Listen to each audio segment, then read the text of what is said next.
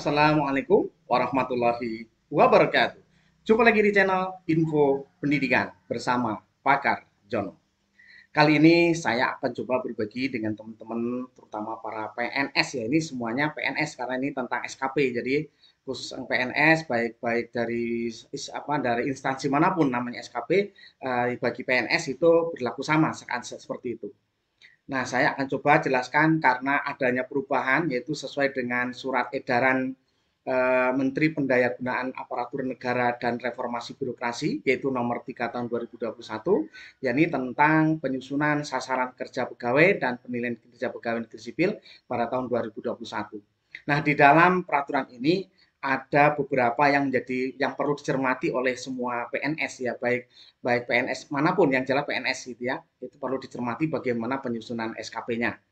Nah, untuk itu ikuti video ini sampai selesai. Dan jangan lupa yang belum subscribe, silahkan klik subscribe, like, dan lonceng, serta share pada kawan-kawan yang lain agar mendapatkan informasi ini dan mendapatkan notifikasi pada video-video penting berikutnya. Bapak Ibu sekalian, mungkin kalau kita sudah membaca dari surat edaran itu, tentunya kita tahu bahwa dengan adanya eh, terbitnya PP 30 tahun 2019, aturan pelaksanaannya sampai hari ini belum diundangkan. Sehingga untuk masa transisi ini diterbitkanlah surat edaran dari Menpan RB nomor 3 tahun 2021 ini. Ketentuan-ketentuan yang ada di dalam surat edaran ini sudah jelas sebagai juknis dalam pelaksanaan penyusunan SKP ini. Karena itu, Bapak Ibu, kita sebagai PNS mau tidak mau ya kita harus mempelajarinya dan harus menerapkannya. Salah satu yang menjadi poin penting ya Bapak Ibu dalam penyusunan SKP ini menjadi menjadi penting bagi kita.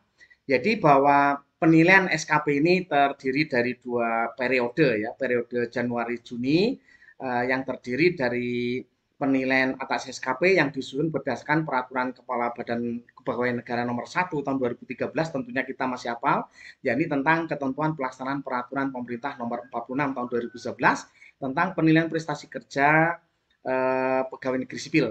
Nah, penilaian SKP itu dilakukan terhadap kegiatan tugas jabatan yang dapat diukur capainya dalam kurun waktu Januari sampai Juni. Nah, ini yang bisa diukur pada Januari sampai Juni.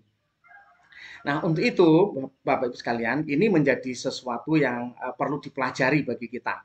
Ya, penilaian perilaku kerja berdasarkan ketentuan peraturan Kepala Badan Kepegawaian Negara, yaitu di nomor 1 tahun 2013 ini, yaitu tentang ketentuan pelaksanaan pemerintah nomor 46 tahun 2011, di sini bahwa nilai prestasi kerja diperoleh dengan menggabungkan nilai SKP dan nilai perilaku kerja dengan bobot 60%, 40%, ya kan, dan seterusnya. Itu adalah ketentuan yang lama. Ya, dan penilaian prestasi kerja periode Januari sampai Juni ini dilaksanakan paling lambat itu bulan Juli 2021. Sekarang Bapak Ibu sudah tahu apa belum? Apakah kira-kira sudah dinilai apa belum? Nah, ini juga menjadi penting bagi kita semua untuk diketahui ya. Kemudian untuk bulan sampai Desember ini penilaian SKP disusun berdasarkan ketentuan pelaksanaan pemerintah yaitu nomor 30 tahun 2019. Nah, ini yang sudah digembar-gemborkan kemarin. Nah, penilaian perilaku kerja berdasarkan ketentuan pelaksanaan peraturan pemerintah nomor 30 tahun 2019 tentang penilaian kinerja PNS ini. Nah, ini permasalahannya aturan pelaksanaan memang belum ada ya. Nah, nilai kerja PNS diperoleh dengan menggabungkan nilai SKP dengan nilai perilaku kerja dengan bobot 60-40 bagi yang instansi pemerintah yang menerapkan penilaian perilaku kerja dengan mempertimbangkan pendapat rekan kerja setingkat ya dan bawahannya. Nah, ini atau menggunakan 70%, 30% nilai perilaku kerja bagi instansi pemerintah yang belum menerapkan penilaian perilaku kerja dengan mempertimbangkan pendapat rekan kerja. Jadi, kalau memang belum ada penilaian rekan kerja berarti ya kita masih menggunakan menggunakan 70 dan 30 itu sesuai dengan PP 30 tahun 2019. Nah, ini yang menjadi dasar bagaimana kita untuk menyusun SKP ini. Nah, untuk lebih jelasnya bagaimana penyusunannya, kemudian bagaimana mengintegrasikan karena penilaian pada bulan Januari sampai Juni ini berbeda dan harus diintegrasikan menjadi penilaian yang baru. Kalau enggak nanti nilainya akan kecil sekali. Nah, untuk itu bagaimana cara membuatnya, penyusunannya, langkah-langkahnya seperti apa? Bagi teman-teman, guru, kepala sekolah, atau pengawas yang ingin ingin ya belajar bersama lah ya, belajar bersama silahkan daftar di, kalau untuk guru yaitu, tini.cc, slash atau garis miring, bimtek underscore skp underscore guru ya, skp dan gurunya huruf kapital. Yang lain huruf kecil.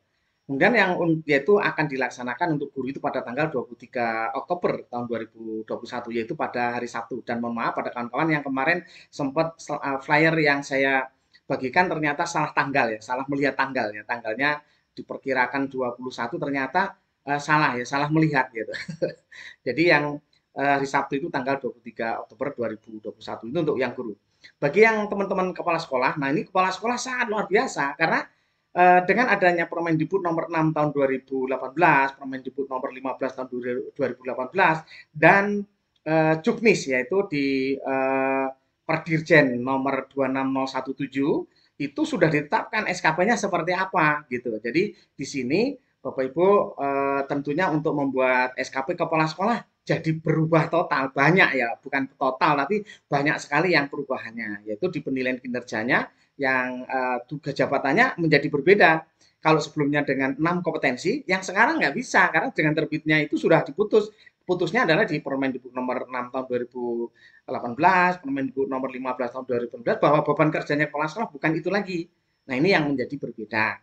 Untuk itu, bagi teman-teman kepala sekolah yang mau ikut mencoba membuka ya kita belajar bersama dalam waktu sehari ya mungkin 8.30 sampai 15 di pada hari Sabtu pada tanggal 16 Oktober tahun 2021 ya, yang mau bareng-bareng ya kita membongkar sama-sama, monggo nanti yang mau belajar atau mau daftar silakan, yaitu di tini.cc garis miring atau slash yaitu bimtek underscore skp underscore KS itu untuk yang kepala sekolah, yaitu pada tanggal 16 Oktober tahun 2021.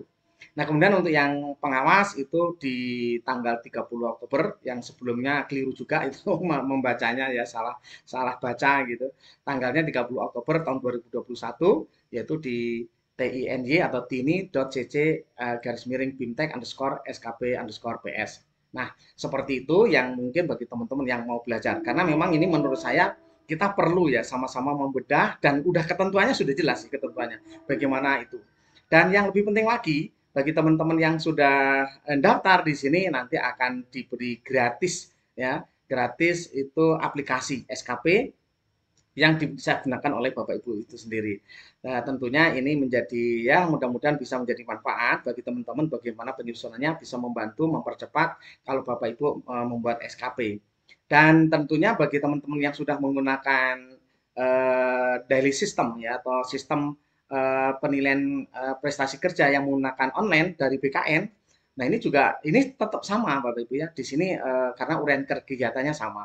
Kemudian yang kedua ada beberapa hal yang selama ini juga belum pernah ada. Nah, ternyata di daily system itu ada yang nanti juga perlu dipersiapkan oleh bagi teman-teman semua ya, bagi PNS ya. Itu perlu membuat hal yang baru yang mungkin menjadi yang selama ini belum ada. Jadi kita juga perlu bongkar, perlu kita pelajari dengan baik. Mudah-mudahan informasi bisa bermanfaat pada Bapak Ibu. Bagi sekali lagi bagi yang pengen benar-benar pengen belajar ya, ayo bareng-bareng kita belajar, kita bongkar, kita belajar bersama ya, seperti itu. Nanti bersama saya yang jelas kita akan belajar secara detail bagaimana penyusunannya, kenapa seperti itu, dasarnya mana, kemudian bagaimana membuatnya. Kemudian kalau Bapak Ibu kalau yang mau ya menggunakan aplikasi yang Excel-nya yang nanti bisa digunakan ya kan, seperti itu nanti bisa dimanfaatkan oleh Bapak Ibu semuanya. Mudah-mudahan bermanfaat. Mohon maaf kalau ada kata-kata yang kurang berkenan dan saya akhiri. Assalamualaikum warahmatullahi wabarakatuh.